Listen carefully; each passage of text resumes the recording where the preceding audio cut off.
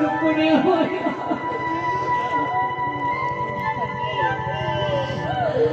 আমি আর শুনতে পাচ্ছি না আর বেরো না মনে করে আমায় বেদনা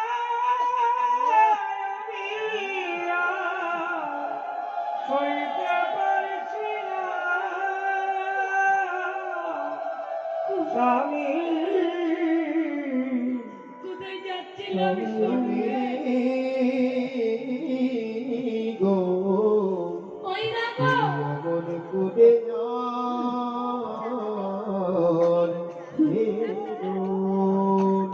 আমাদের পতিছে আমাদের ডাকছে গো যেতে দাও কি বললি পাপিয়সী কলঙ্ক